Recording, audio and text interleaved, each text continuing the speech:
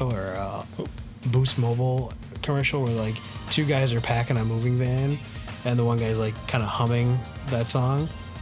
Or no, they're humming Karma Chameleon, so I just think of Culture Club. Yep, Culture Club. He's humming Karma Chameleon. He's like, is that Karma Chameleon? He's like, no, it's this song. And he plays like Where the Hood At by DMX. And he's like, he's like, yeah, no, where the hood at. And that's the end of the commercial. That is funny. I do not. I don't think I've ever saw that. I don't think it aired a lot, but that's funny. I remember it enough. All right, well, we're rolling, buddy. All right, hey everybody, it's Aaron Banyan. Timothy Bennett here. Welcome to B&B Banter Bros, episode 12? I think so. 13, somewhere along I'm those starting to lines? lose track. Yeah, I was gonna say we're gonna look back at what we before we and I'm released. the one that edits and put everything up, and I'm starting to lose track. Right. So yeah, today we're actually going to finally talk about books, or particularly a books book. Again, yeah. The book that we have been both trying to read, and we've been wanting to talk about. Well, we're just going to do it. So we're just going to like talk about up to the 15th chapter. Yeah. I suppose we don't really have to talk about the individual chapters as much as where they are. In fact, I looked up. I should find it real quick, but I looked up questions like book club people would do, because I figured essentially that's what we're doing. This is a book club We're thing. making our book club, our own book club, Tim And Aram's book club. And but yeah, let me find it. What? So, how was your day? It was long. What's up? Sorry, yawning now. I could tell it was long. Jeez. I was up, I was up and down all night. I didn't sleep super well. And then kid was up. Well, I had to get up about 6:30, get the kid ready for day camp. And then I went to work after that. So, Yeah. and then I was at work all day until I came over here about like, I don't know. So I probably was there about 10 some hours. Yeah, I don't miss those days. Yeah. I mean, there's a point of like being dedicated to your work and then having to do it because you have to do it. Right. And it's not even your fault. Yeah. And I don't deal with that well. I'm kind of firmly in that secondary category where like I kind of have to do it even though it's not my fault. Right. Yeah, I don't know. I don't do well with that kind of bullshit. Like, I understand there are times you don't want to do it and you're not going to, there's nothing to get around it. Yeah. But when nothing is being done or like there's nothing to resolve the issue of why this is happening, that's what pisses me off. And I'm quickly aware of those situations. Oh, for sure. Quickly aware. I usually hone into that and I'm like, nope, this is your problem. You figure it out. I'm not going to be trailing along with you. Right. It's like, if you want some loyalty, then I have to know what I'm doing, that this isn't going to be a continuous situation or a continuous problem. For sure. Like, I don't know, work right now really sucks in general, but Yeah, no, it's just situational. I mean, it's not like it always sucks, but I feel you. Still. Yeah. Anyway, that's why you're here. Yeah. So you can enjoy some quality time with me.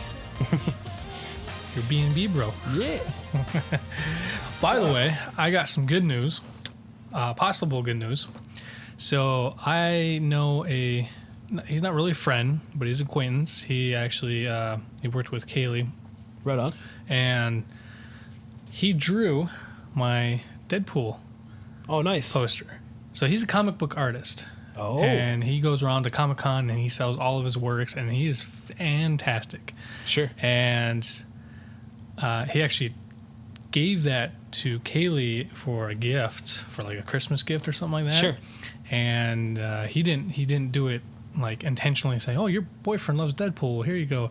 No, it was pure whim. But it just, I had to text him, or when he gave it to us, I'm like, "Dude, I have this hanging in my office. This is mine now."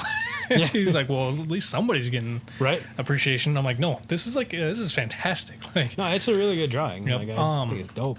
and he does. So that's what he does. He's a great comic artist. And I got a hold of him a couple days ago, and I was like, what? Jamie's like, I love your work.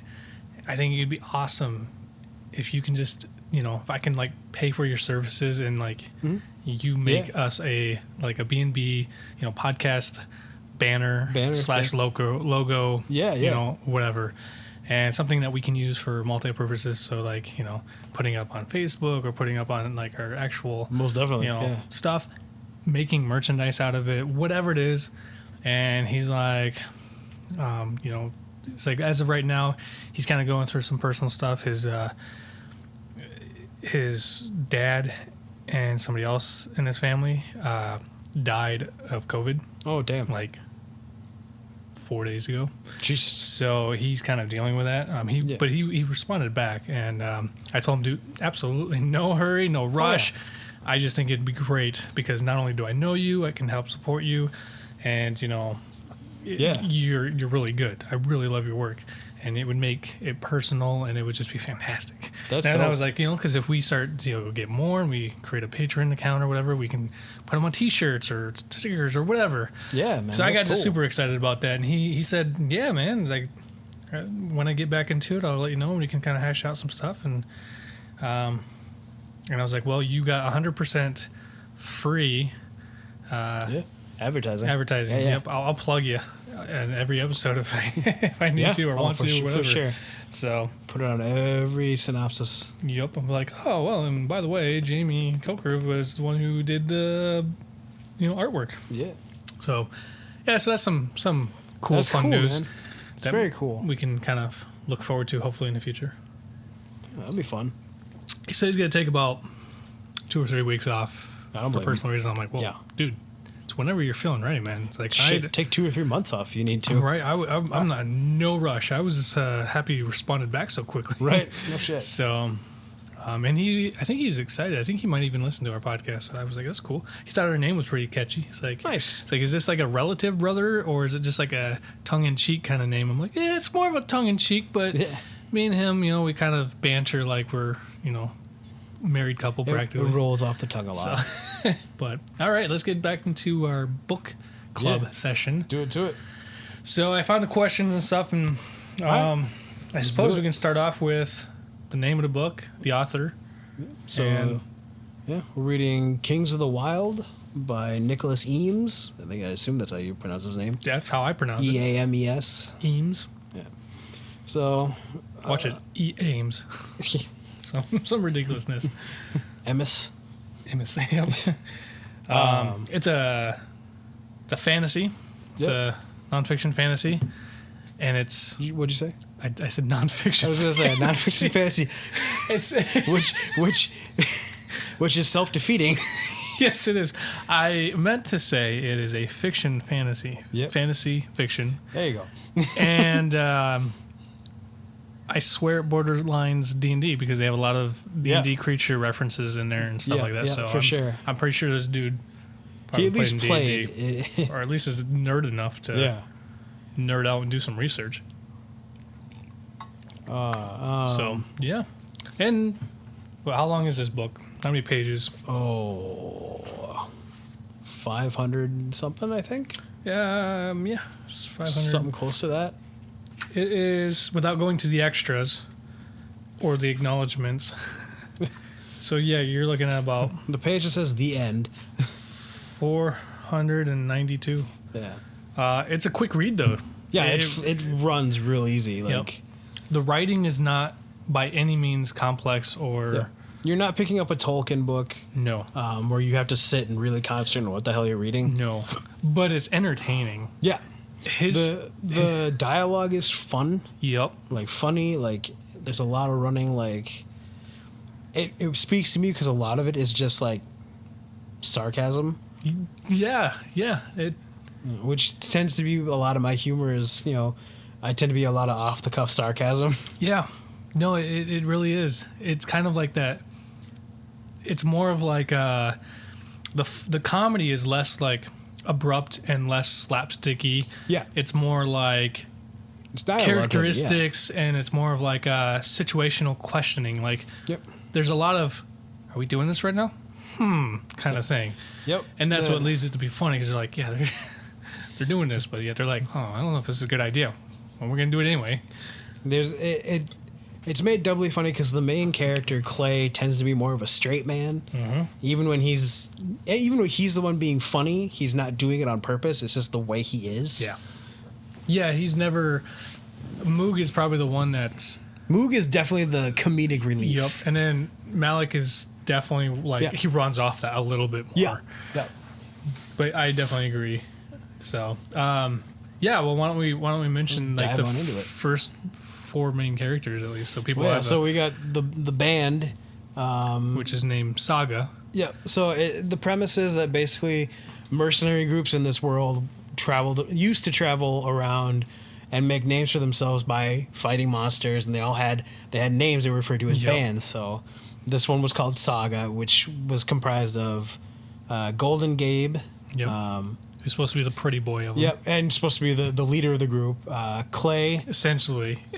Clay, who is known as Slow Hand. I think it's mentioned at some point because he always had a tendency to get hit first. Yeah. He usually got hit a couple times before he hit back. Yeah, and then there's Moog the Magnificent. Yep. The wizard of the group. Yep. And then there's Matrick, who is like the rogue.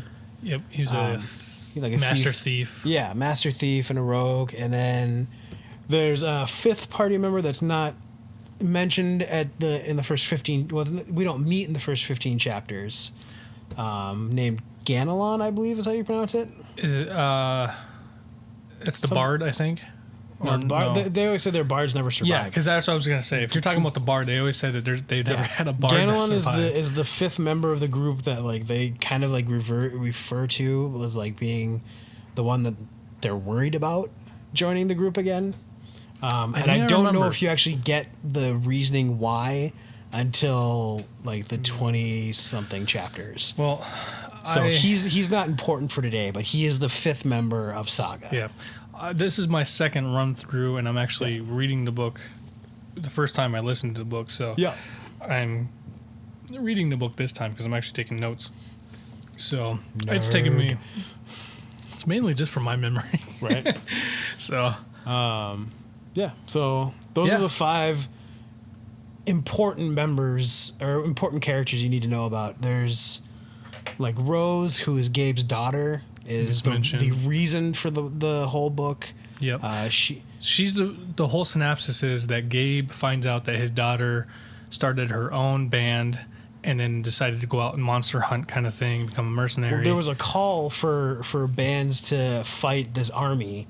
And they basically lost and got routed into a city that's now surrounded. Yep. And so Gabe wants to go rescue her. Yep. And he's trying to get the band back together because, well, he can't do it himself. Right. So, yep, that's pretty much the whole synopsis. That's the very broad. Yeah. But there's a lot of there's interplay in there, and there's bits and pieces you find out here and there that. And it's just fantastic. Yeah, it's a really well done book so far. I will tell you that when I first ran through this through audio, I was like a little hesitant, but it was on sale for like Audible's daily sale, so I was like, well, yeah, $2, sure, I'll get it. Yeah. I was a little hesitant at first, and instantly, right away, I was just like, I think I'm gonna like this. Yeah, and I did, and I really, really did. Clay is the first character you're introduced to, and you feel like he's sort of like he's not a hero per se. He's just at the point you meet him, he's just a guy. He's not a spotlight hero. Yeah, he's a hero. He wouldn't use that term directly. He's not a spotlight hero. He didn't do it for the fame. He did it because, well, that's what he did. He did it because Gabe got him to. Yeah, is really what happened. I would almost consider him more like a borderline anti-hero. Oh yeah, even he considers himself an anti-hero. Yeah. Like, well, he says he's the right kind of monster, and that's why I would kind of consider it. But anyway, we can kind of get into that when we talk. Well, let's do some of these general book club discussion questions that I found because. I didn't really know what else to do. We could sit here and talk about the book, but I figured it'd be nice to kind of refine what we're... I don't want to do like we did the movie one where we just basically did the whole fucking movie. Nope. Won't do that again. And this way, because we're both kind of reading it, we can kind of have different, opinions or thoughts about it. So the first question would be, what did you like best about this book so far? Now we're only going to go up to about chapter 15 or so. Yeah. just because I figured we can do it, like I said, every 15 chapters. It's kind of like 30 pages or 30 chapters is like halfway through the book. Yep, 30 chapters is, We can kind of break it up into quarters. Yep. So. Well, so they've met. So I have to think that my favorite part so far is probably when they go to see Moog. In his tower? In his tower, yeah. It takes you a moment to, like, because he keeps calling, like, there's references to Moog the Magnificent's phallic phylactery. And Yep. I didn't, like, I knew what the phallic part meant. And, like, I was like, I don't know what he's doing with that. And then, like, come to find out that he's making, like, an erectile dysfunction potion. Yep. I thought it was just funny as shit. Moog in general, to me, is hilarious. Funny. Yep. So yeah, the whole interaction when they first go to see Moog and like they're hanging out with him, I thought that was pretty great because he's from the get-go when they walk up to the door and they run into Steve the door knocker. Yeah, that's right. I'm like, that is good. And because he has a knocker in his mouth, he's That's right. talking like he's got a mouthful of knocker, of ring. So it was great. He's basically talking like the knockers in Labyrinth. Yeah. That's exactly what I thought too. Yep. And so that whole exchange, like I think it's like 2 chapters worth of them, like in the it's not very in the actual 2 or 3 chapters, which actually leads into them finding Matrick right away.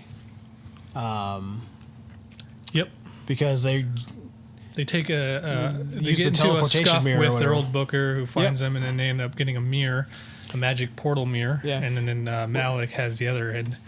Matrick forgot it was a teleportation mirror. Just had it hanging in his room. I think the best part of that whole exchange, especially once they run into Matrick, is in order to get away, Moog blows up his supply, and so it creates this big mist, and they come out the other side and bump into this guy, and they're trying to figure out why they all of a sudden all have erections. Yeah. And then Moog goes, "My phylacteries," or something along those lines. It's like the mist. That whole like I said, that's probably my chapter favorite. 10, by the way. Chapter 10. Okay, yeah. It's called Through the Looking Glass, which makes sense. Right. Yeah. Jeez. But that's what I was saying about this book is it's a quick read. Chapters don't take very long. They read really quick. They're probably only about 10 pages at most, and it's a quick pace. It doesn't really bullshit around too much with like philosophy or anything. No, it doesn't get deep, which is fine. Yeah. It's for entertainment. Not everything purposes. needs to be deep. No. Like sometimes you can just read shit to just read it. Yeah. Like, yep.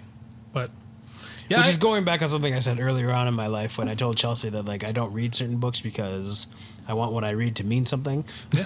So now I sound like a hypocrite, and it's on record at this point.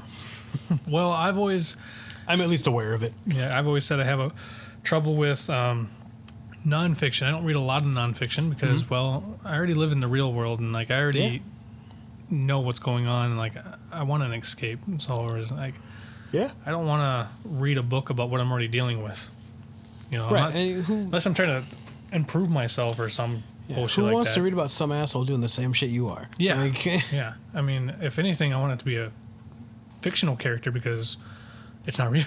Right? It doesn't care. I don't care how relatable or how like side by side, you know, it could be from the real world. I know it's not real. Right. It's still an escape. What's the quote? I think it's fairy tales are more important not because they tell us that dragons exist, but they tell us that dragons can be beaten. Yeah, something like that. I know Neil Gaiman. Is that who said it? Somebody said it. Yeah, I know Neil Gaiman says something like that, or at least he quotes that phrase a lot. I know exactly what you're talking about. Yeah. I think it's... God, now I'm curious. Yeah, we'll have to look that up. Anyway. Yeah. I feel like that's kind of part of the philosophy of like what I read, like, you know, at least to some degree. I've read plenty of trash too, but yeah. Yeah. So what's your favorite part so far? Actually, I have to agree with you. I'd say at least up to 15. I think it's the same thing. It's when the whole interaction with Moog, it was fantastic. Yep. Like it really, really shines through that this wizard's kind of off his rocker. I thought it was also very nice that like he made him gay. Yeah, like, it was, this is like first time in a fantasy book that I've ever read that I can recall where one of the main characters, or at least supporting characters, or whatever you want to call it, in a fantasy book is like openly gay. Yeah, very openly. Now, like, they talk about his husband like two pages into that chapter. Yep, which, you know, because of dying from the rot, and that was what he was already obsessed about, like trying to find a cure for this, but because of his husband dying and friends that died. His name is Frederick or something like that. And because of his husband dying from the rot and other friends dying from the rot, he really became. Well, and then you find out that he also has it too. But yeah, and he's the only thing that I was like, kind of like, of course, it would be the wizard that they would, because it's more flamboyant. Although if it was a bard, I would actually understand a little bit more. That's true. But well, yeah. I mean, either way, I think it's funny, like just the way they paint him. Like, you know, he's just this odd character because he's running around in pajamas. Yes. Yeah. He's running around in pajamas with like the butt like buttoned up so like you can unbutton it to use the bathroom, and he's got and his hair is just long and stringy and and it's supposed to be gray, like long and gray. He's looking his age is really what it sounds like. Oh, that's the other thing. The whole group, the whole band of Saga are like way 50s or 60s. way past their prime. They've already done all their shit. They've already made their tales. This is at least 15 or 20 years after they like retired. They're trying to like oil their joints back together and brush off that rust, and it's not really working too smoothly. Right. They're definitely realizing, because there's several times they complain about they play the whole Danny Glover I'm too old for this shit kind of thing. I think the prime example is probably when they get robbed the first time, and Clay is in his mind he's mad that he's losing all his socks. Yeah. Like. Yeah. Yep. Yeah. It took everything. It took the sandwiches and the socks, and those are the two things he's mad about. Yep. But I will say, what I like the most, probably same right there with you. The whole introduction of Moog the Magnificent was just, it's great. Just from the get-go, when you run into Steve the Knocker, it's fantastic. And he instantly opens the door pretty much right away. Steve, he's like, what are you supposed to do when we have guests? He's like, well, to be fair, we've never had guests. I was like, that's great. It's like, you know. And he's like, oh, well, not a very good start for you, is it? Yup. Yeah, that was fantastic. I would say, though, probably my second favorite would be probably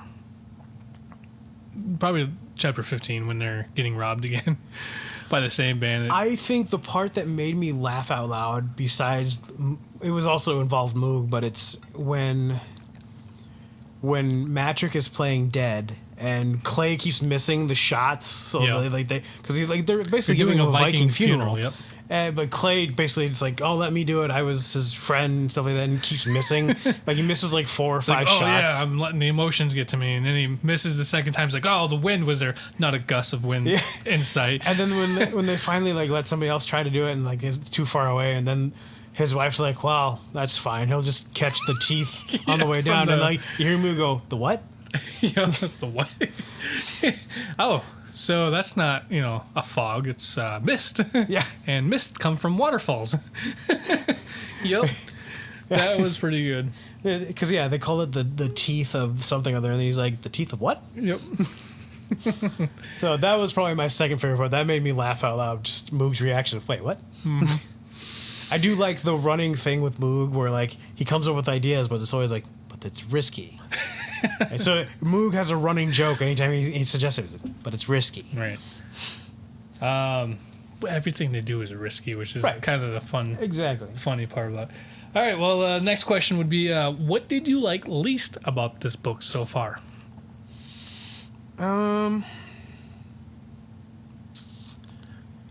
don't think I have anything really that I like least about the book, but there are definitely things that I don't like, but it doesn't like, you're not supposed to like them, I guess. Right. Well, obviously, I guess part of me doesn't care for the fact that like they made Gabe's ex-wife, who's now married to his booker, a drug addict.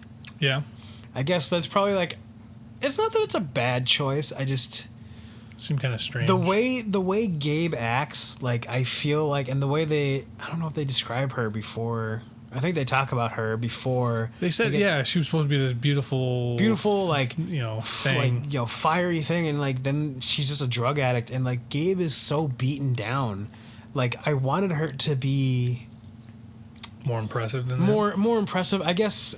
Like, it was more of a loss that he like lost even more of a loss of accepting that somehow he's been crushed by the fact that, like, she left and, like, she knows she left. Like, even like to have her be kind of a bitch and, like, rub it in a little bit, I feel like would have been better. Yeah. I feel like making her a drug addict makes her very much like a background character. I mean, essentially she is, but yeah, I know exactly what you're saying. Yeah. There's not it's like, why even bring her up if you're not going to have a purpose to it? Yeah, because, I mean, you have to, and I don't know, maybe we'll find this out later on in the book, but, like, Gabe is so beaten down, and I don't know what from. Yeah. Like, it seems... Life. Yeah, maybe, I guess. But, yeah, I think that's what's gotten me. Like, I feel like that was a prime way to show why Gabe is the way he is now. He's probably like the Pauly Shore of this group. He was on the top at one point, and he just cannot deal with the fact that he's not on top anymore. Right. Yeah, that's probably what I least liked, I guess. Like, my biggest issue, I guess, if I had to pick one. I would say, as of right now, I did not like the whole Calorac, the whole exchange between them. Yeah, the whole bookie thing. Like, I thought it was kind of cool that it was like it's a bookie.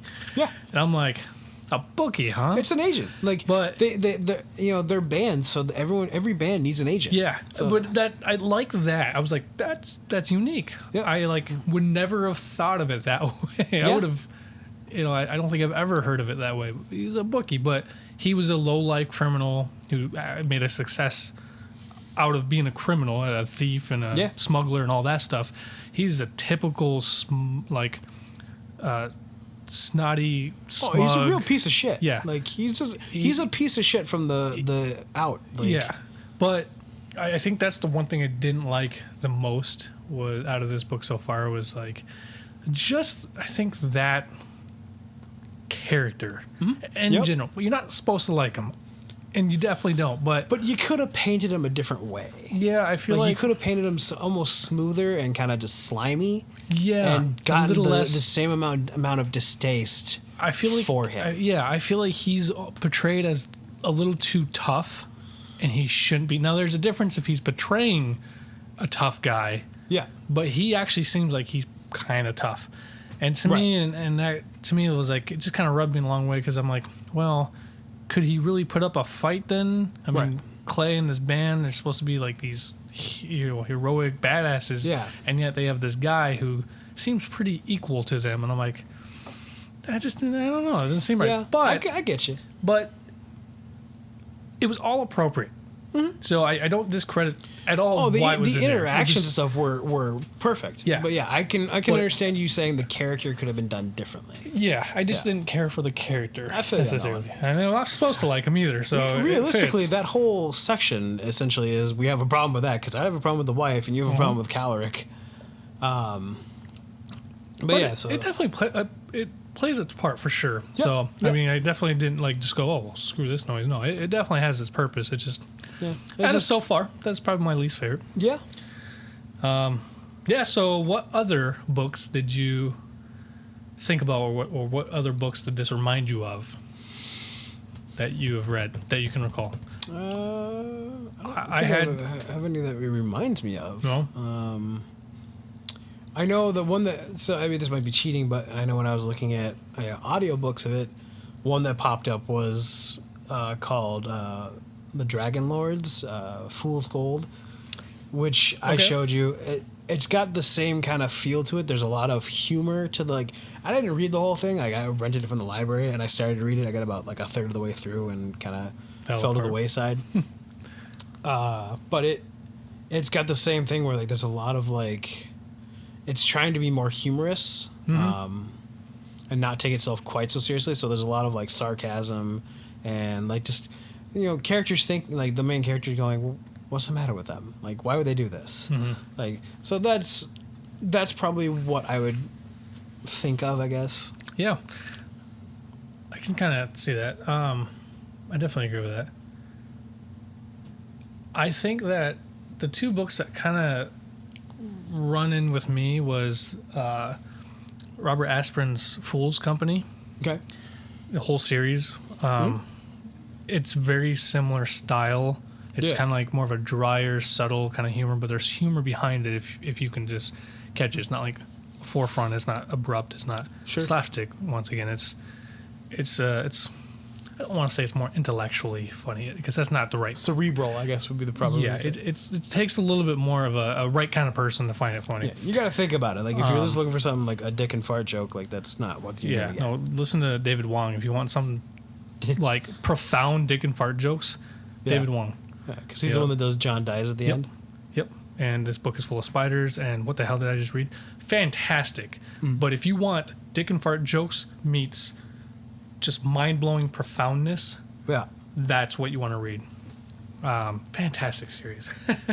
But and then it was kind of like it's Terry Goodkind that does it? The Seven Sword.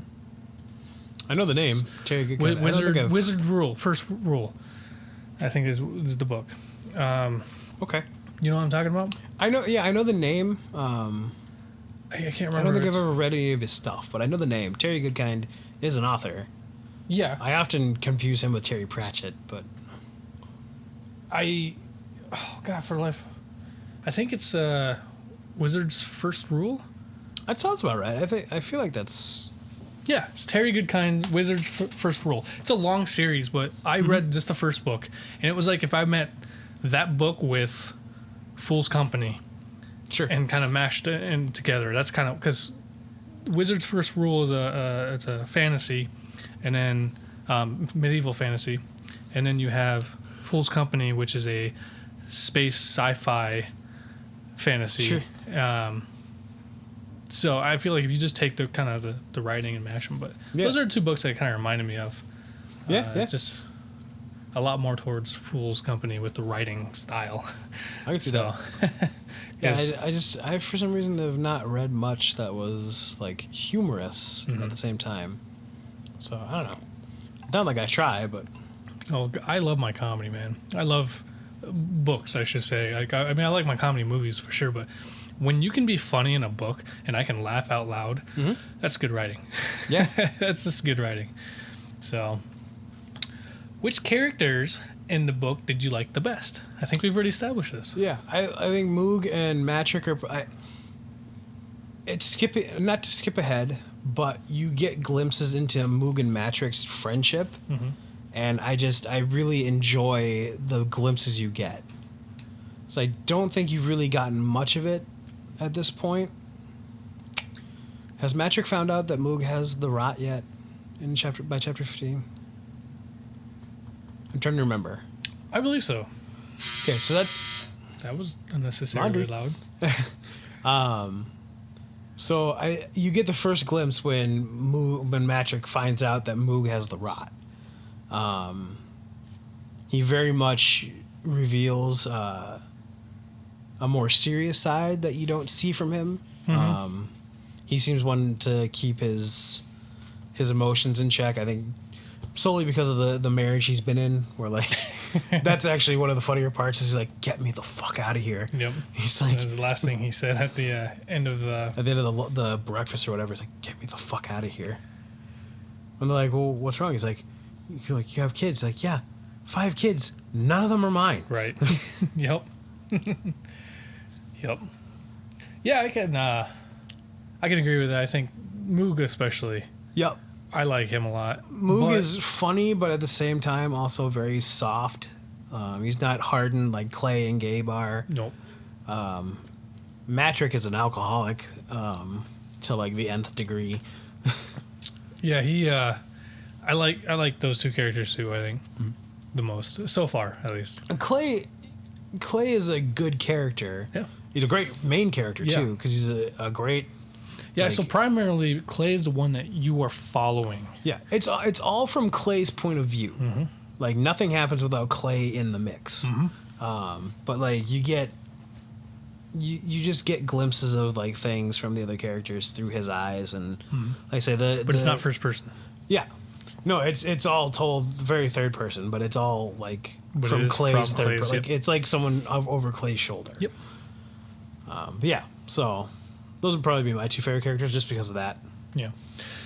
Which characters did you like the least? So far, I think I've talked about not caring for Gabe's wife, Ex-wife. Vanessa, or Valerie, something like that. I think it starts with a V. I think so. Yeah. But yeah, her I almost character. said Vivian. I'm like, that's not right. I don't think. But yeah, it's a V. Something with a V. I don't know. All the other characters seem to have an actual purpose. I can understand, like, say, you're not caring for Calric, thinking he was just not written the best. I don't think we've run into any other characters that I dislike so far. I don't like Lilith. Lilith. Malik. Matrix wife. Yes. I'd forget. Yeah, she's meant to be hated. Yep. I think it's funny the way they paint the way they got married. Yep. She wrote to him for however long. I was like, you should come become king. Wait till the old man kicks it. And now she's basically just threatening him with death if he leaves. Yep. But she's also trying to kill him. So yeah, I can understand her being a dislikable character. Valerie. What was it? Valerie. Okay, yeah. I knew it was Vanessa or Valerie. One of the two. Yeah, we knew it was a V. I guess going with Lilith, I mean, you gotta hate her guard that, I can't remember his name now, but any of the guys that show up for that fucking powwow. She's my character that I hate because you're supposed to hate her, and the more that you read on and the more interactions that she's involved with, the more you despise her. Oh, yeah. And you're supposed to. Yep. You're supposed to, but I would definitely say it's working. The character's written very well, as a foil. It's definitely it's working. I don't like her.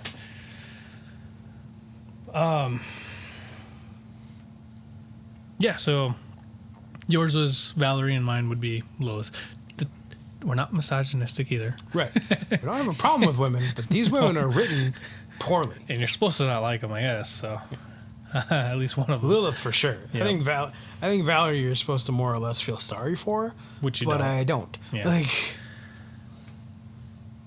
If you were making a movie of this book, who would you cast? Go figure. You got to throw in some movies in our... Right. Yeah, for sure. We're doing pretty good so far about not bringing up movies, and yet here it is. Well, I feel like it's kind of tough nowadays. Going with Moog first. I feel like Willem Dafoe could do Moog justice. I could see that. He's got the right build. You'd have to change the hair, obviously, but he's got the right build for Moog. So I think he could do Moog justice. I can totally see that. I feel like Michael Shannon would be... I feel like the build is wrong, but I feel like his tone of voice and everything... Demeanor a little bit. Yeah, and his demeanor. I could see him playing Clay very well. Because Clay is very stoic, and I feel like Michael Shannon has that stoic sort of demeanor about him. You don't really recognize him as being a happy guy. Mm-hmm. So far, I mean, there's those two. Gabe, I'm kind of struggling on. I can definitely see William Dafoe. Yeah. For sure. But I think Ray Stevenson would be good as... I'm trying to remember Ray Stevenson now. He was in Punisher Warzone. He was in Rome. Yes. He was in Book of Eli. The other guys. Oh, yeah. Yep. He could do he could do Thor. Clay very well. He was in Thor. He played the big old barreled guy. And that's actually what I imagined. Really? Yep. One of the gangs of Thor's little gangs. Yeah. He's the one that eats everything. Yep. No, I know who you're talking about. That's exactly what I envision. That character build to a T. Yeah, that build and everything. Because even looking at the cover art, he's Clay's got kind of a gut, and like, and he's also a big guy. I think Ray Stevenson's like 6'4", so like, and he's a kind of a bigger, stockier kind of guy. So I think that would be for sure Matrix or say Matrix. Matrix. Matrick, I guess. See, Gabe, I'm struggling with because I don't know anyone of that age that could do it. To me, Gabe comes off as maybe like a Michael Fassbender or someone who has definitely aged, but aged fairly well. Yeah. You can definitely tell, oh yeah, he's like in his 40s. But I guess Christian Bale might be able to do it. I don't know if he could play such a softie like that, though. Actually, you know, Christian Bale might not be terrible as Matrick. Actually, he might not be terrible as Clay. Yeah, Christian Bale could just play the whole cast. He probably could. Yeah, I mean, Christian Bale definitely could pull off a couple of those roles. I think Matrick, build wise he'd be good. I think he probably would have to like kind of tap into American Psycho to some degree to pull off Matrick's mannerisms and like his sort of general demeanor. But I think build wise he's probably correct. See, and that's why I thought Ray Stevenson, because he could pull off the build and the attitude if you would just meet like the Punisher meets Thor, you know. Right.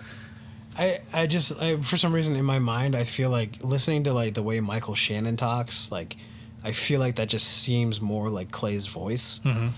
And like Michael Shannon always has this kind of haunted look to his eyes. I like Michael Shannon. I think he's a good actor.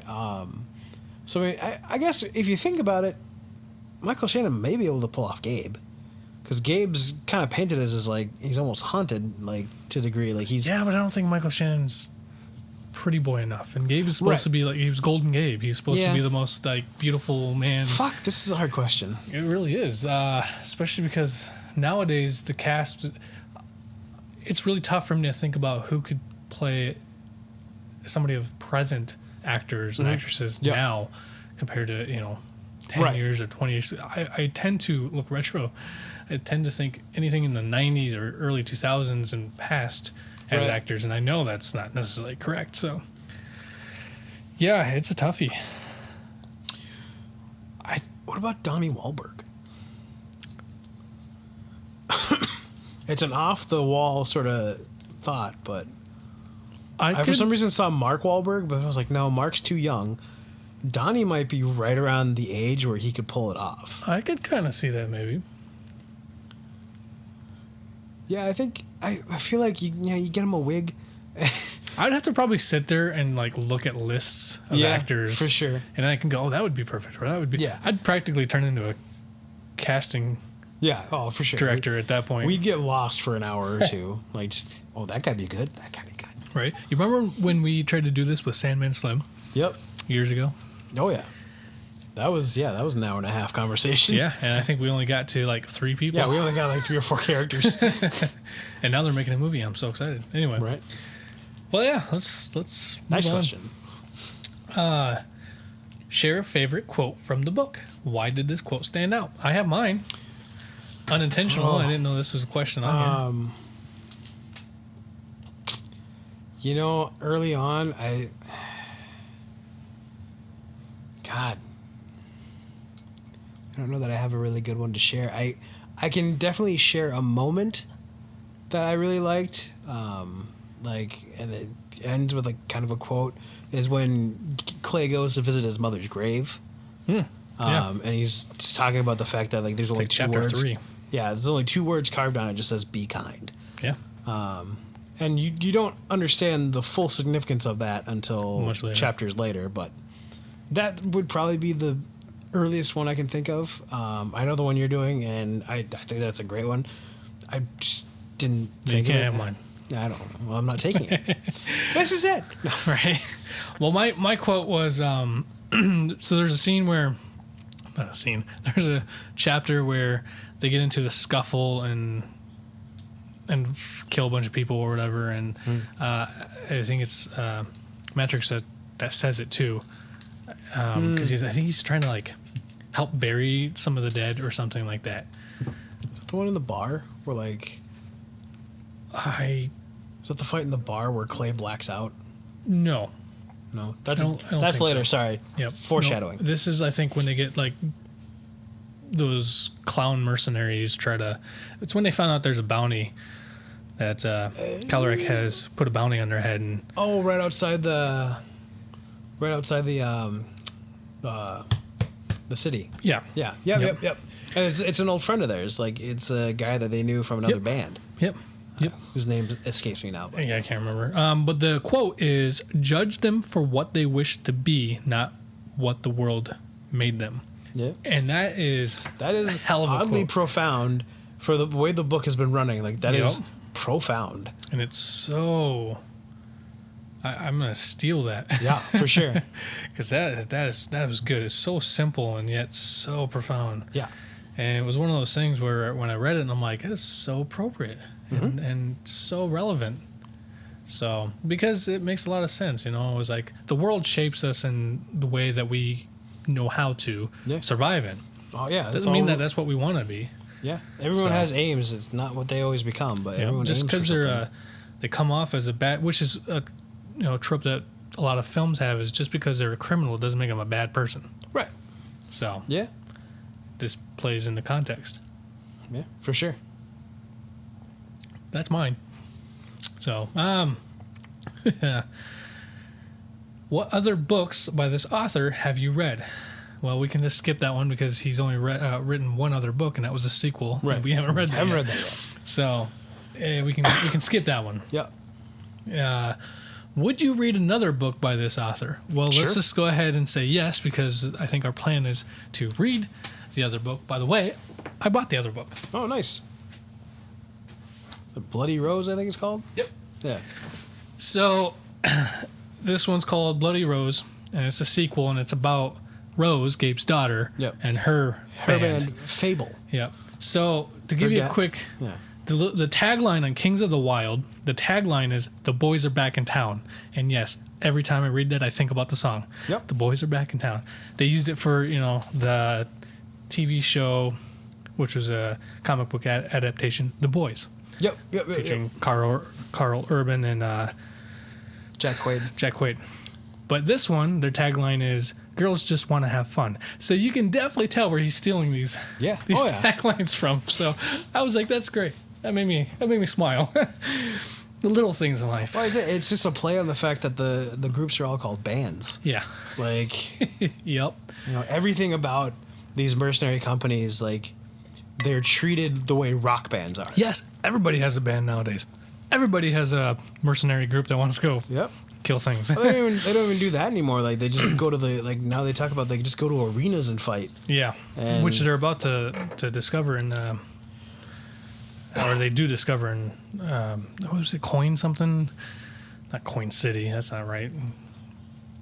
When they go into the big city where they meet the Cobalt. Yeah, because Gabe goes to collect some money. Coin, yep. From the Fender. What's his name? Fender. The Cobalt. Yeah. It's a Cobalt? Oh, I thought it was rat folk for some reason. Nope, Cobalt. And they're painted the same way almost. Kittens. Yeah, his litter. Yeah, but no, yeah. There's an arena fight in there, and how massive it is. The Maxathon? Yeah, something like that. Yeah, I couldn't remember what it was called. Yeah, Maxathon. So yeah. Anyway, the answer is yes, because we probably will be reading this. Oh, most definitely. Don't know if we're gonna do it back to back, but me and Aram will figure that shit out later. Right. We're just trying to get through this one. Right. It's taking a little bit longer, but what feelings did this book evoke for you? I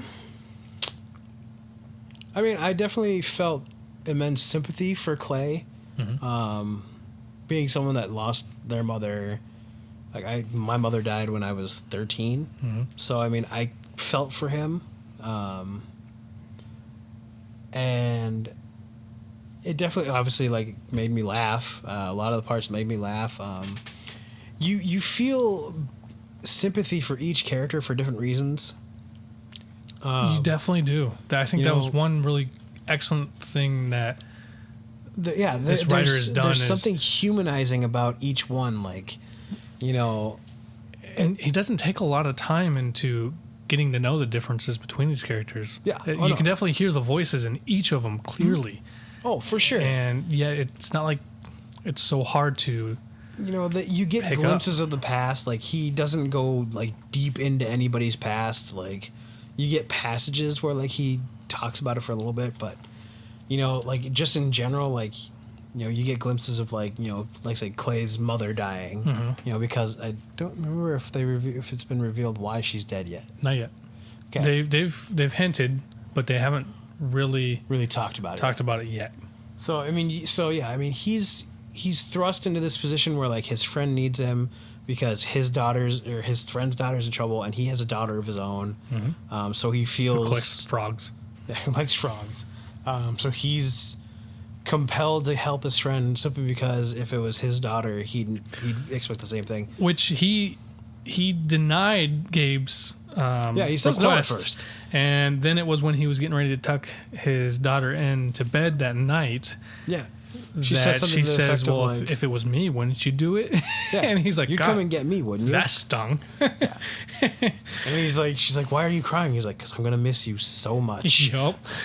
I thought that was great. It was wonderful. It was a nice touch. You almost expect it to be like the wife, or you expect him to just no, it was the daughter saying, well, you should be doing this, Daddy. Yeah. You should help. Right? Like, this is literally what she says. Like, you should help. Yep. And she's like, if it was me, you'd come. And then, you know, like, so there's that. You feel sympathy for... I don't even know why you feel sympathy for Gabe, other than, like... It's a mystery still. He's not who he's supposed to be. Yeah, and you like, get that. Something along somewhere broke missing. him. Yep. Moog, obviously, like, between the death of his husband and the fact that he's dying, like, he even says, he's like, I have, like...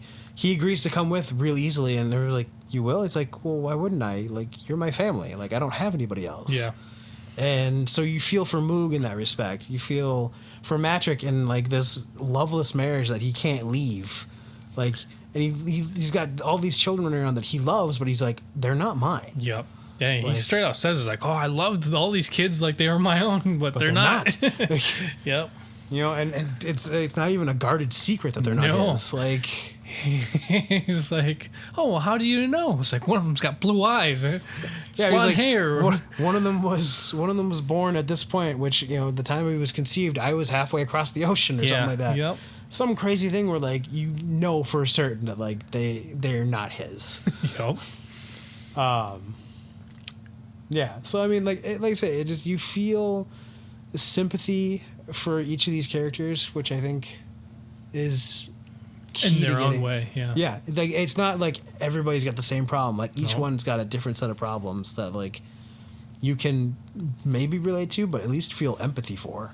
Yeah. The only other person that I think that I've been able to read that I've enjoyed, or at least been kind of really, really impressed, which isn't hard to impress, was Stephen King. When he writes characters, he knows how to dive into characters and make their own voice, own problems, everything, because he's a master character builder. I mean, the whole book Under the Dome was like a whole town that he had to create these characters for, had to create a whole life for him, and he really, oh my god, he integrated that so well into the story. That's why that book is so fucking thick.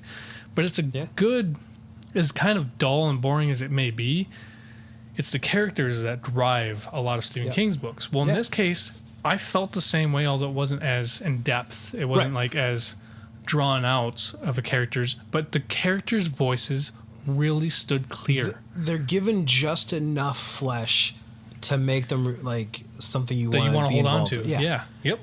You know, exactly. And that's audience retention. You give them just enough to hold on to, so they go, well, wait, will I find out more? Yep. Like, there's something I've always heard, and I can't say I always heard. I heard it once, and I've always kept it in mind frequently. Anytime I'm writing a story, anytime I think about a film, and it was within the first 15 minutes of something, or like of a film or a book, something has to happen. Yeah. It doesn't matter what it is, something kind of big has to happen. Mm-hmm. Sure. to gain that audience's attention. After that, you can kind of slowly dull them through, do what you need to do, but you got to be careful because you can't go too boring because then people are going to like, well, that was it. Yeah. And then your climax really has to be worth it. They have to go on this journey and it has to be worth it because a lot of films or a lot of novels fall short after the climax because they put so much more into making these little bursts of impacts, and then they forget that the whole reason why they're doing this is because they want a conclusive impact climactic thing. They want the orgasm. Right. They want that climax. Yep. So, but yeah, I've always thought that was great, and if you can keep it consistent and nice balance out, that's even better. So far, that's what I call those high active or high action or high active paced books or films that just have a consistent role of you keep going until now it's time to stop. Right. When the movie's over. So, yeah. Or I think the better term is they take you on for a ride. Right. So, yeah, I would say the feeling that evoked for me was humor, but it was that bond. It was almost like that. Yeah. The band's getting back together and you start to rehash things out, and they haven't probably seen each other for fucking like years. Like they don't. I don't even know if they really tell you how long each of them has. I feel like it's been like 15 years since they disbanded. It seems like it's been a long time. Yeah. And yet, well, they say like Gabe comes around to Clay, has come around a number of times, like trying to get the band back together, but it seems like it's one of those things where there's enough time, and yet they just come back together as if not, like they pick up where they left off. Well, prime example, like I say, when they ask Moog and he automatically agrees, they're like, really? He's like, you're my family. Like, why wouldn't I? But even like that moment of like, oh, we haven't seen each other, let's catch up. They don't really have that let's catch up moment. They just get right into the groove of things. Yeah. It's more of like, oh, well, here's my arm. Let's just reattach it. Okay, let's get going. Right, exactly. And that's what I think I loved. And I don't really know the feeling that it that it provokes. It's that embrace that they have. It's a complete feeling. Like, that embrace that they have is like, these guys were meant to be. Yeah. As simple as that. Yeah, it was that wholeness. It's one of those things where they don't function very well on their own, and it's shown because that's why they have to rust.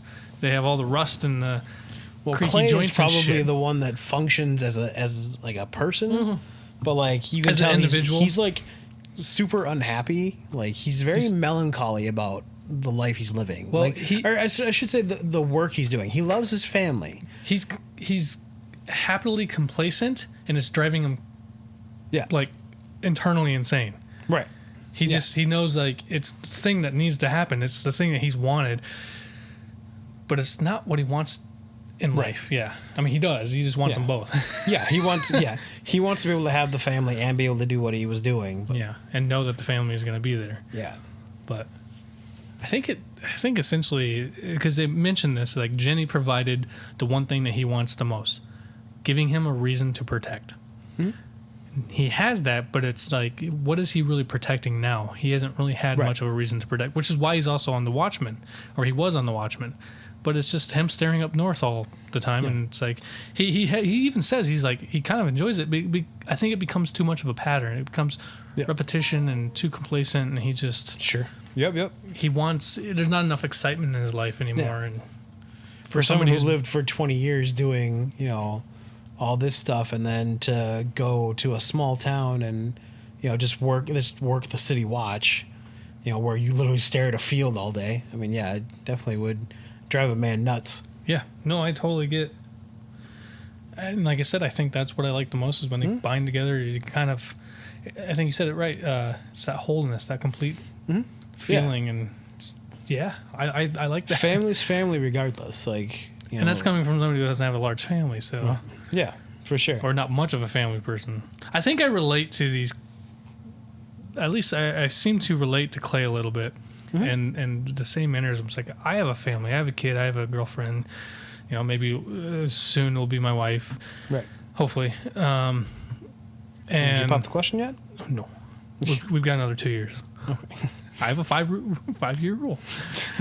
She's got a 5-year plan. What is it? Don't die? If I can live with her and be with her and still feel the way I feel after 5 years, we're golden. Word. But I'm not going to jump into marriage and then end up finding out it doesn't work later. That's not... should do that first and then go, okay, this didn't work out, and then go into marriage. So, but I'm still got you beat. What do you mean? Meaning 15 years Oh, you've been with Chelsea? Yeah. And it was just recently? Or a couple years? I know you've talked about it several years. But she's had a ring for, the better part of she's had a ring for over a decade. Yeah. We just hadn't gotten to that tabled. point. It always got tabled for one reason or another. But either way, and I think I relate to Clay's character a little bit more of that complacentness. I have a hard time staying put in one spot. I have a hard time with complacency, but yet that's all I ever want too. It's almost like this untouchable thing for me, because I know if I get it, it's not going to be enough. Yeah. But that's I just wish I could feel like that complacency is enough. Mm-hmm. Yeah. And I think that's kind of what Clay feels, and I think that's why I relate to that kind of character. He wants to settle down. He wants to. It's not easy. Yeah, exactly. It's not easy. So anyway, next question. What was where were we? I kind of lost what track. Emotions? Did it evoke? What did you think of the book's length? If it's too long, what would you cut? Let's skip that one because we're not even done with the book, and I actually think that it seems to me like it's the perfect length. Yes, because like I said, it reads really quickly. Yeah, it doesn't really hold on or dangle too long in one spot. It's definitely far from boring. Yep. So, what songs? This is a good question. What songs does this book make you think of? Create a book group playlist together. That'd be something we'd have to do off air because we don't have enough time for that. No, yeah, we wouldn't. Maybe we should though. Honest to God, though, because of the tagline, boys are back in town. Boys are back in town. Definitely the top of that. Yeah, has to be like it'd be like if this was a TV show. That's the intro music right there. That's definitely the theme music. Yep. That's all I think about, to be honest. Fuck. I can't even think of a song at this point. Like, it's so hard. It would be one of those things. I think each situation would have their own kind of purpose. I think that's something we would have to think about and maybe come back to later. So that's something. That's something we could definitely post on the Facebook page as a playlist at some point. Oh yeah. Oh man, that'd be interesting. We might have to cut it off to like 10 songs though. Oh yeah, 10 or maybe 20, but 10 songs maybe for 20. sure. Maybe 20. But how about 50? 50? Just kidding. We're gonna add our playlist together. Are you kidding? We could easily do we could do so many. It could just be an endless playlist. I bet you even money there would be like minimal overlap. Oh, probably. So that's a good question though, and I like that. Yeah, but like I said, the boys. I don't even know who sings that song. The boys are back in town. It's not like. I think Kiss did a version of it, but I don't think they were the originals. I have no idea. If you got a chance to ask the author of this book one question, what would it be? Oof. Mine would be, do you play Dungeons and Dragons? Yeah. How long was the campaign you based this book on? Right? Yeah. No, that's exactly. It's like, is this based off a D&D campaign that you played or DM'd? Because that's exactly how it feels. And it's a pretty badass campaign if that's the case. I don't think mine's going to be that epic. Or that enjoyable. I don't know. I mean, I think, it'd be something along those lines. Like, what's, like, what got you thinking about this? Because it's definitely, like, it's not fleshed out, like, in depth like a Tolkien novel would be. No. But there's definitely flesh to it. Hell, it's not even fleshed out as much as most fantasy novels are. Yeah, it's like it's a very vague, almost. It's almost what I would kind of consider a modern pop a fantasy novel. Despite its length, it reads almost like a novella. Yeah. Like, it reads like it should be a much shorter story. Yep. I guess would be the right way to say it. So I would want to know, like, what his thought process was, like, because like I say, I've started to More try of like and the write. structure of the Yeah, the I've started to than- try and write, numerous times, and I felt like I didn't have enough Yeah. to really flesh anything out. But like he just kind of went with it, and I want to know how the fuck he managed it. Because if he can do it, I should be able to do it too. Yeah, you'd think. I mean, Like it's got to be something I can do. Like I just need to know how he did it. I have, sadly enough, I have 3 short stories that I think are completed, and I know I need to sit down and like flesh it out Yeah. and add a little bit more. I still want to make them short stories, but I turned one of my short stories into an actual full-length novel. Yeah. I was like, after I got to 30,000 words, I'm like, yeah, this is not a short story anymore. Right. This is a novella.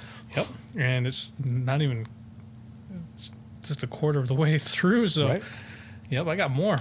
But Yeah. I mean, well, shit. I mean, that Patrick Rothfuss, like, he talked about writing his, the last book in the Kingkiller Chronicles. He's like, I have it written, and then I edited and added more, and I added another 30,000 words. So essentially, my novel just ate a smaller novel.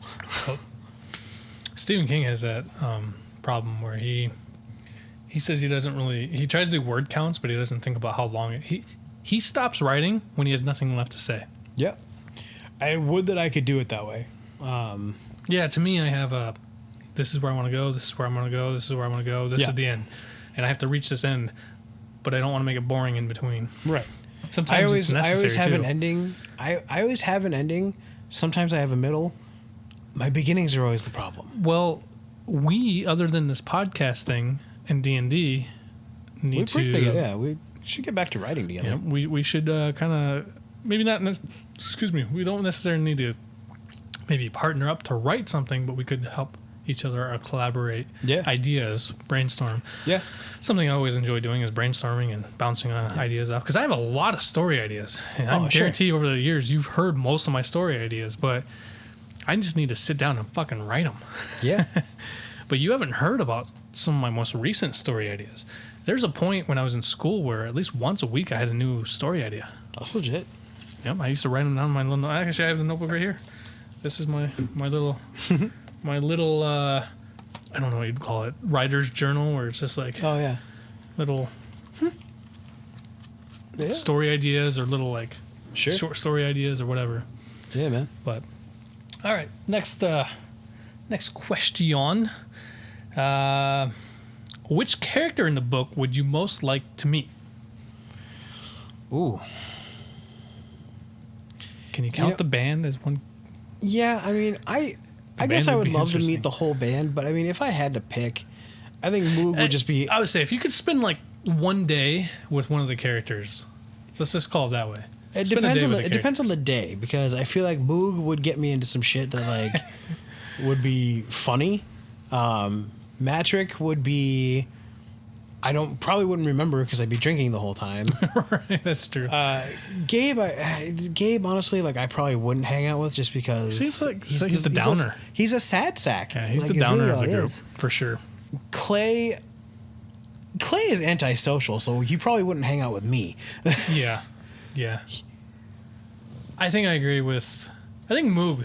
Moog is one for sure. Moog and Matrick I would probably hang out with for different reasons. If I could hang out with them at a bar, or just, I don't know.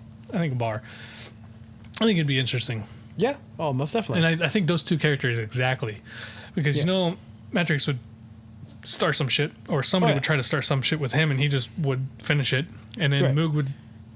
Moog just wouldn't even understand that there was a problem. Right. His interactions or his way of thinking would be just interesting. It would be interesting to just see how his character kind of sways through the crowd. What? So what was it? Oh yeah, the fight outside the city when he uses that wand. Or it's a flute. It's a flute, and he's like, "Oh man, maybe I did it wrong." He flips it upside down, and he's like, "Oh, why are they supposed to turn branches into snakes?"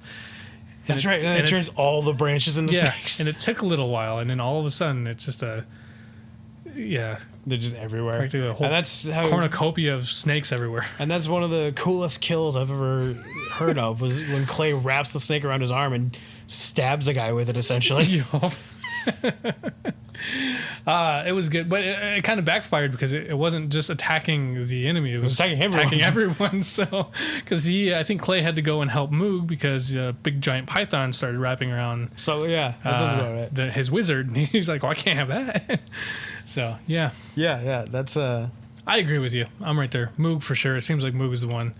Yeah. Moog and. I mean, Matrix would be there just because you'd have fun with him. Yeah. For sure. You probably wouldn't remember at least part of the day. But you would have fun. Agreed, man. Agreed. Which places in the book would you most like to visit? To be honest, none of them.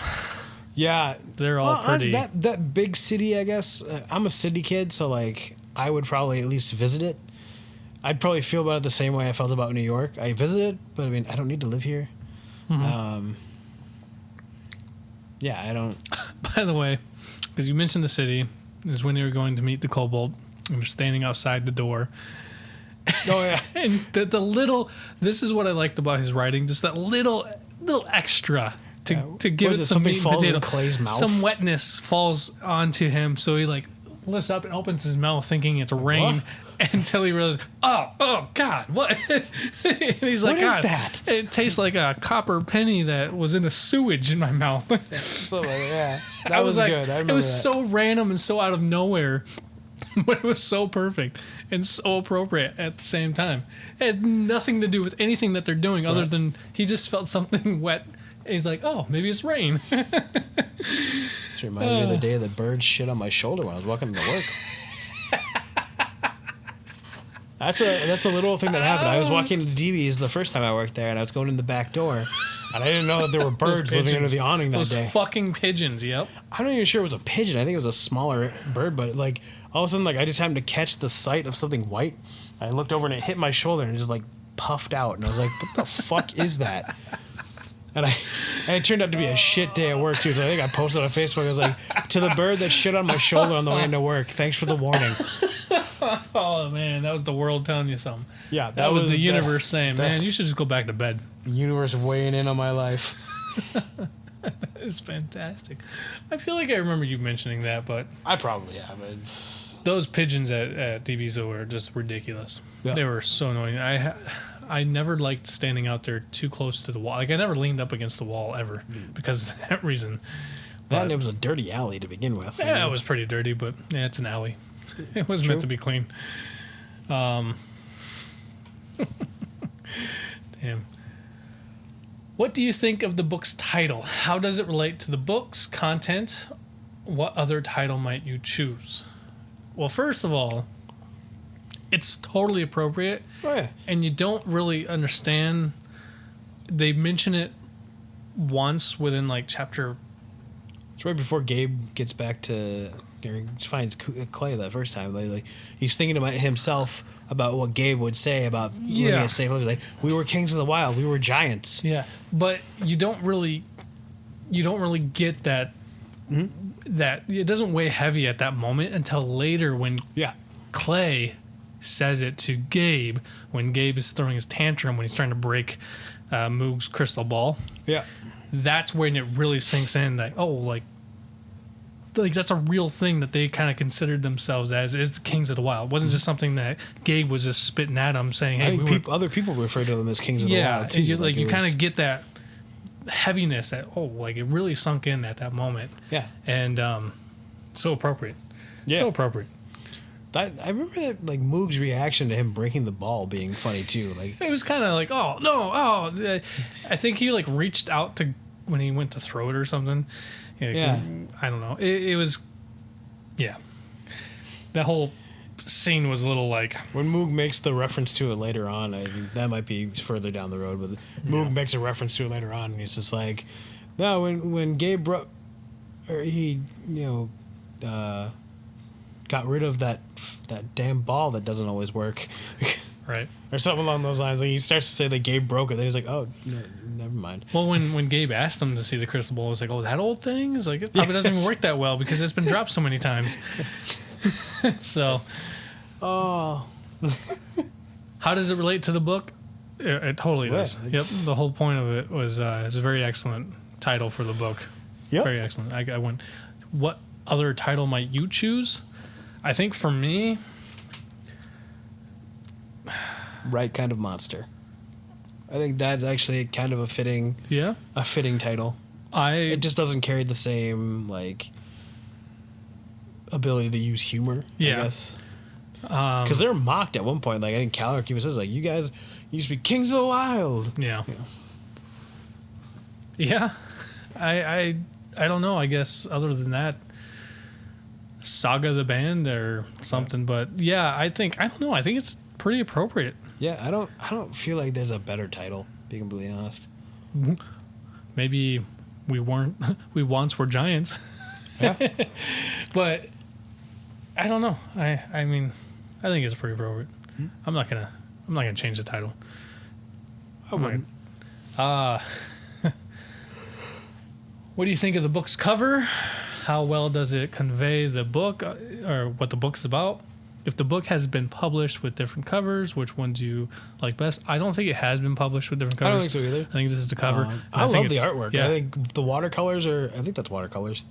Probably. It looks very watercolor. Right. I think it's a beautiful rendition.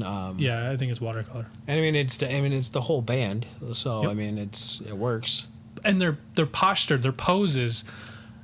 Are definitely not of sprightly young men. Yeah, you can pick out who's who just by the way they're standing and what they're holding. Like, in fact, like Clay is he's like slumped, and he has a shield, and his sword is just tipped down. Like, yeah, but the shield is forefront because that's his like signature like thing is Blackheart, his shield. You know, whereas like Matrick, you can see his knives. Ganelon, who we haven't met yet, like is in the background with his hammer or his axe, whatever axe. Yeah. Moog's in there somewhere. Like I can't tell you which one's what. Moog is in the corner. He's kind of looking off, and he's just a little white wizard guy. Staff, and then and then Gabe is just sort of like slumped over. Yep, it's so appropriate. Yeah. I think it's so appropriate. It definitely conveys the way they are in the book. Like you can definitely tell who's who. Yeah. Yep. Everybody's kind of looking away or looking like, oh God. It's even Clay, whose face is actually facing like out. He's looking down. Well, you still don't see his face very much. That's the other thing. The only person you get is the guy with the hammer, or not the hammer, the axe. Yeah, Ganelon. He's the only one that you actually see a full face with, but they just look like the cover portrays them as if they've just battled. And they're tired. They're tired, and they're taking a little break, and before they have to fight some more. Yeah. That's what I get from this, and definitely, like they all look tired. Yeah. Oh, it's definitely appropriate, I think. Like I say, and I love the fact that it's. I think the watercolor was an appropriate medium for it. I mean, the fact it wasn't. It was very. It's an actual piece of art. Yeah. I love covers that are actual oil paintings or. Whatever, like that's a picture I would hang in my house. Yep. The Waking Engine. Yeah, you gave me that book. Did I? Yeah. Yeah. Pretty sure. I love the cover. That was one of the few books out there that I bought because of the cover. I'm like, that's a badass cover, and then I was intrigued, and then I read the back. I'm like, I'm super intrigued. Yeah. But it's a little tough to read. It's quite dense. It's good, but it's dense. It's a little denser than I thought it was. I still haven't finished the book. Neither have I. But it's a good book. Anyway, yes. Yep. I think it was excellent. So I think we're on agreement. Mm-hmm. What do you think the author's purpose was in writing this book?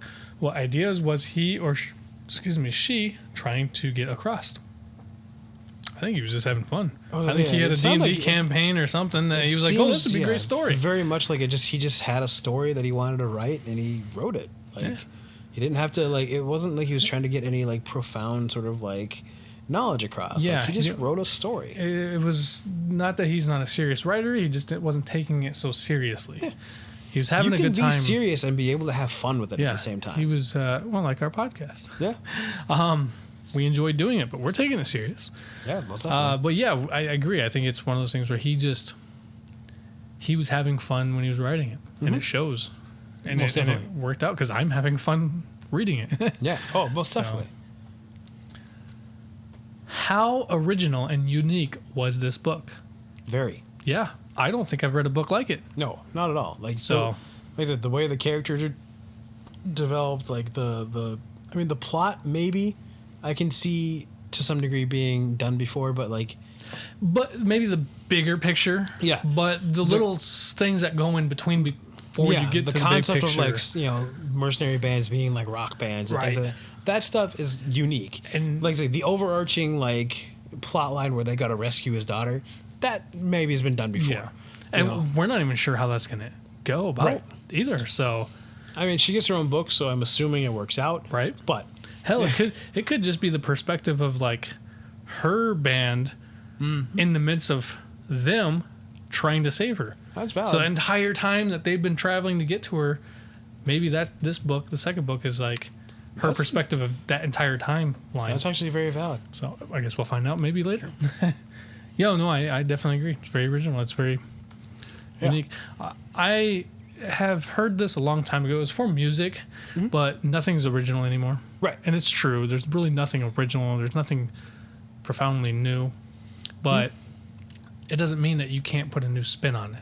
Yeah. And I definitely think that I saw a episode of Mind of a Chef where they were talking about like there's nothing new coming out. Like at this point, all you're doing is like taking something and putting your spin on it. Yep. And making it something different. Yep. And writers, especially artists in general, take from others. Oh yeah. That's the only way that you survive is you take from others, because it's called inspiration, influence, and those are the things that drive artists to do what they do. If they weren't influenced by something, whatever their art form is of any sort, they probably wouldn't have developed that sense of mind or that sense of creativity. Right. You can't just one day go poof as a 3-year-old going, I'm gonna be a masterful musician. Jackson Pollock didn't do what he did like right away. Like he was a fucking drunk and he was an alcoholic. Yeah, he was definitely that schizophrenic or something, something like that. I don't know. He had something, but like he definitely had like he was painting before he did like what he's known for. Yeah, he went off the rail though. Yeah, definitely. I don't know where I was going with that thought. Like I started like I had something in my mind when I was starting the thought, and it just kind of derailed. Interrupted you. No, I derailed on my own. Like I said Jackson Pollock, and my mind went blank. It's probably because all you saw is splatter. Yeah.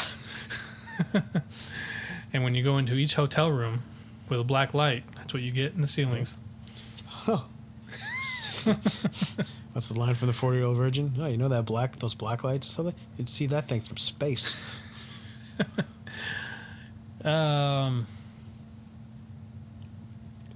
What ideas was he or she trying to get across? I don't think he was trying to get any ideas across. He was just trying to tell a story. If anything, maybe that you can't do it yourself kind of thing. If you want to take some kind of message, it takes... takes a village? Yeah, kind of. I mean, you can't always get what you want. You can't always... If you try sometimes, you get what you need. Yeah. Maybe maybe you took it from the Rolling Stones. Yeah. I mean, I guess I can see that. Like, I mean, maybe he's trying to convey that family isn't always blood. Yeah, that 100%. Yeah, I don't know. I agree. I don't know. I don't really see a bigger picture yet, at least. Right. How original and unique was this book? I already said that, didn't I? Yep. No, that's a different question. What? How original and unique was this book? It's super unique. Maybe I skipped the question above it. No. If you could hear this same story from another person's point of view, who would you choose? Oh, God, Moog would be hilarious. Yeah.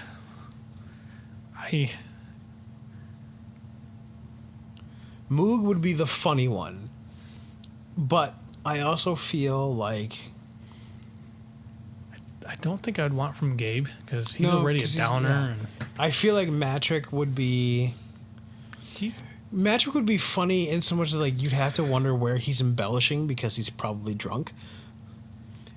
Yeah, but he's also spent a lot of time in the castle as a king, so like you might be able to get something entertaining out of that for a little bit until he meets the band. I mean, yeah, I guess the way the story's told, you really don't get many other options other than Gabe or Clay, because they're the only two that are out on that from the out. Moog is there shortly afterwards, but I mean, you even miss a little bit, like before they get to Moog. Although it's a little bit further into the story than where we're talking about, maybe the undead bard. Yep. That might be a good one to get a perspective from. Sure. Because he has a story to be said. Oh, most definitely. He has a story to tell. Well, you find out he's the one that gave Moog the recipe for the phallic phylactery. Yeah. By the way, because you bring it up again, that is probably like the whole Moog scene, whatever, is my favorite so far. But it's like when they get to the other side of the mirror and they all have hard-ons. Yep. That seriously was like, it was hilarious. Like, oh, look at mine. He's like, Clay's like, I'm not looking. I thought that whole bit was great because it's the bad guy that Clay's like, do you need a minute? Yeah. He looks down. He has this giant erection. And then Moog said, like, "Oh, it's the mist, my phylacteries." Yep. And he's like, "Oh, I'm getting one." And then somebody else goes, "Oh yeah, I have one too." So that was hilarious. That was definitely. Yeah. That was good. I'd say the lead into finding Matrick and like that whole sequence, like between Moog and Matrick joining the band, like yep, it's probably the funniest. Yep. Because Clay just comes in and drop kicks his assassin. Yeah, on accident, like just like drop kicks him across the room. And you find out, it's one of Lilith's assassins, and she's not the first time she's tried this. So yeah, I love that Matrick basically was like, I forgot that was a transporting mirror. I'd have been out of here years ago. Yep. Oh yeah, that was good. It was good. My personal would be the undead bard, but we're not really quite that far yet. Yeah. That's like halfway through the book. He's got a story to tell. I think Moog would be funny. Well, he also has a little bit of a backstory. I'd really like to know where he came from, kind of thing. Yeah, how because he he had a came up. husband. Yeah. Where did that come about? Well, his husband was from a different band. What I'm saying though is I would love to hear. Oh, like how they met. And all that come to light. Yeah. Unlike Matrix, like you kind of already heard it, and he saved the damsel in distress, and she was like, "Yo, come live with me." Yep, she pretty much. She wrote him constantly and was like, "Come live with me, and you can be king when the old man dies." Well, she pretty much captured him and chained him. And now is his slave. So, I mean, I don't know. Yeah, I think Moog would have an interesting story for sure. What artist would you choose to illustrate this book? What kinds of illustrations would you include? Ooh, I don't know like illustrators very well. Yeah, I don't know. That's a tough one because I don't know a lot of illustrators. Anybody who done like D&D stuff would be pretty appropriate. I mean, I'm a huge Frank fan. Miller probably would. Is Frank Miller an artist or is he an author?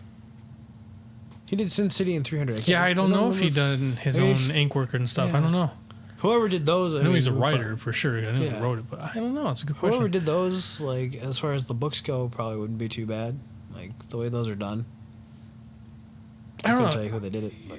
If this was turned into a comic book, because I feel like you have to break it down into that. Yeah. Is this being turned into a comic book, or is this just being turned into like artwork pieces? Yeah. Because I think like Brahm, for example. Sure. Yep. I love his stuff, but I think his stuff is too dark for this kind of thing. So maybe Scott Fisher. So Scott Fisher is an artist I follow who has done a lot of Magic cards. He's also done some Dungeons and Dragons. I was actually going to say some people that did the Magic the Gathering cards would be dope. But he has a style that is really excellent. I'll show you after the podcast. But he has a very interesting style, and I follow him on Instagram. And I think he could pull this kind of stuff off pretty well because he takes like inspiration from Brahm, but makes it a little lighter. Up a little bit, yeah, just a little lighter. So I definitely think he could probably do something like that. Sure, that's a tough one, man. I don't know my. You really got to know like illustrators and stuff to know that. That's not something not something I get into. yeah, I don't know. Did this book seem realistic? Totally. I mean, I can see that happening. Maybe. I saw a centaur just recently. Right. I think that if you were to take maybe the bigger picture of it, not so much like the, the fantasy elements. Yeah. If you took the concept and put it into a modern day setting, could it happen? I guess. I think it would be still a little far-fetched. Yeah, I mean, because at this day and age, you have to think of like a paramilitary group. Yep, exactly. That's exactly. You would pretty much just take it and bring it into like the Middle East. Yeah. Into that, and they've already done several things that are real. So private mercenary group, like 12 strong, or that kind of thing.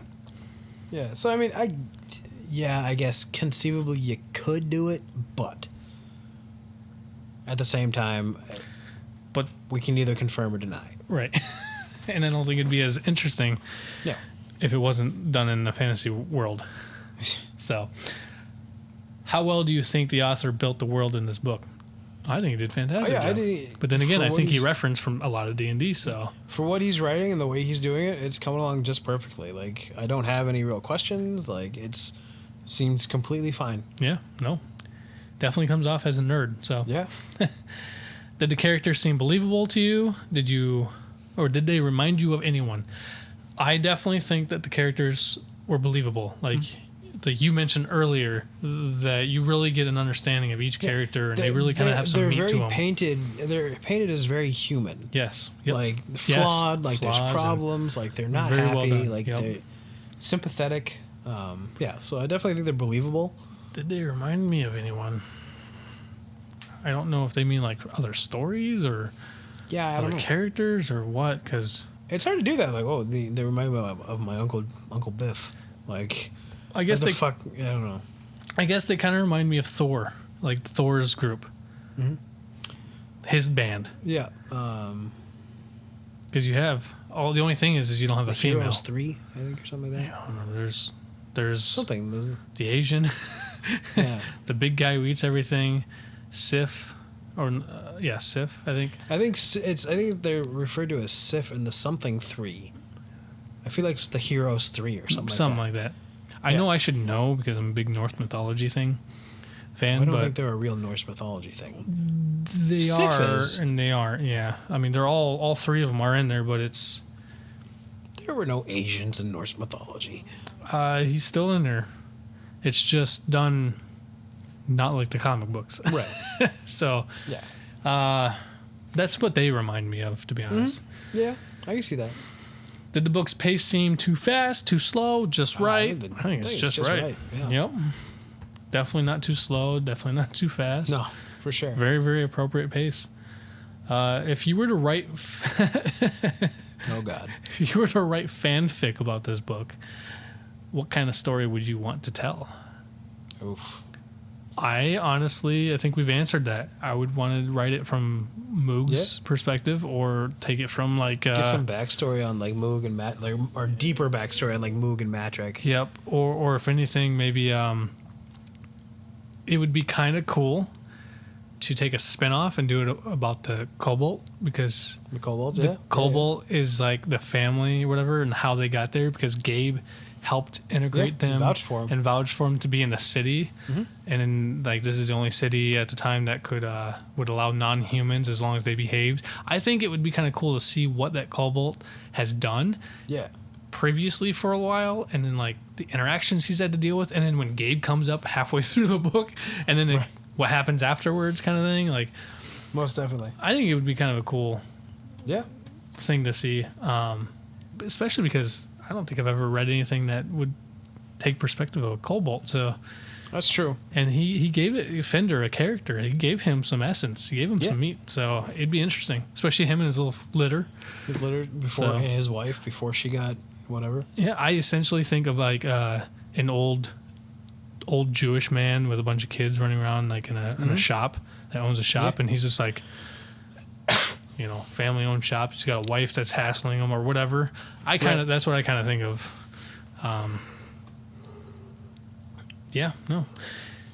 That's all the questions, man. So Anything else about the book you want to talk about, or? As of right now, no, it's good. I mean, it gets better. I've definitely picked up a lot more things that I didn't catch the first time. Yeah. But it helps when I'm actually reading it instead of listening to it and doing other stuff. Definitely. I think when I was listening to that book, this is when I was changing the room around. Oh, sure. So you're doing other stuff. Yeah. See, that's my issue with audiobooks is like I want to be able to concentrate because if I'm doing other stuff, I'm not paying attention. Like my mind is like probably more geared towards the task I'm doing versus what I'm listening to. I do a really good job at both. Oh. Well, we can't all be winners, Tim. That's true. That's why I'm winning. It's a race. I'm winning. I was just thinking that. I was just thinking of Rat Race. It's a race. I'm winning. Or there's that guy that works at the cinema who like the ticket taker, and he's kind of like an older guy with glasses, bald. I think he's kind of like crippled a little bit, or something. Are you talking about our movie theater? Yeah. Oh yeah. Maybe he has some kind of disability. Yep. I can't really remember. You're talking about Rat Race. I was like, I don't remember this character. No, at our movie theater. He usually takes the ticket. Mm-hmm. And I know the guy you're talking about. Yep. He told me one day, me and Kaylee one day, I guess we were the first ones to go into that theater or something. I don't know what he was talking about. He's like, oh, you're number one. It's like, well, you know what they say about being first? Everybody's chasing after you. And I'm like, that's pretty good. I like that. I don't think I've heard that before. If you need first, you're last. Well, that don't make any sense. Right. You can be second, third, fourth. Hell, you can even be fifth. Well, sorry, that was my Talladega Nights reference. Yeah. I'm also one of those firm believers that if you're not number one and you didn't win, then you lost. You can't really go, oh, well, you were third place. Well, you still lost. Well, yeah, but no, you still lost. It doesn't mean you have to make it a bad thing. You just, it doesn't have to take the loss and learn from it. Yeah, you don't have to put losing as a negative, context or anything. You just you step it up until you become number one. That's all. But that's the problem with competitive things is you got people who take it too far and then people who don't take it serious enough. So, well, I think we can probably wrap it up now that we've talked about our book. Yeah. Finally get that out of the way. We'll have to finish it up and talk about it when we get to maybe chapter 30. I mean, you're probably way I'm on chapter 30, so... Are you? Well, we could go back. We could talk about chapter 30 for maybe next week or whenever we can get together again. Sure. For our next book round. So, hell yeah. You have any anything else you want to mention before we wrap it up? My buddy of mine from college has his own podcast. Him and a buddy of his who have never seen The Simpsons. They're going through and watching The Simpsons from the first episode. It's called America's Barley Basket. So yeah, if you get a chance to check those guys out, they're pretty funny. I've laughed a lot. They've only got like 3 episodes up so far, but definitely worth a listen. Hell yeah, I gotta do that. Yeah, it's... Before you leave today, remind me and I'll write it down or I'll check it out. I want to listen to these guys. They're both professional stand-ups, so they know what they're doing. They're just really good at it. I'm gonna try to hassle them. No, start beef. I think it'd be fun. So, by the way, I tried to get a hold of Klinkner. Yeah. But maybe you should get a hold of Klinkner too. All right. And see if we can get him to respond. He didn't respond back to me. I sent it to him like 4 days ago, but 2 days ago or something. On the other hand, Jamie Coker. Check him out. He's the artist I was talking about in the beginning of the podcast. Even if he doesn't do our banner or our logo or whatever, which I think would be badass. Yeah. I'm still gonna plug him anyway because he's fantastic, and he does like very character drawings of like comic book stuff and whatnot. But he's super good. I love his little icon, his little like whatever profile icon is a drawing that he did of himself, and it's his head, 100% spot on. Nice. So I think it's fantastic. But yeah, check him out, Jamie Coker. He has a website, and he also has Instagram and he has a website, and yeah. So That's legit, man. His website is jamiecocacreations.com. Check it out. Word. So, other than that, I think we'll call it a night. So, this is Timothy Bennett. This is Aaron Banyan. And by the way, I forgot, we have an email address now. Oh, that's right. Yeah. Yep. At bandbbanterbros at gmail.com. Nice. But it's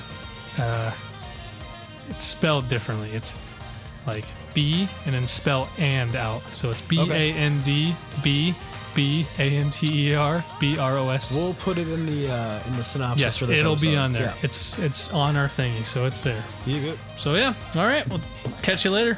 Thanks for stopping by.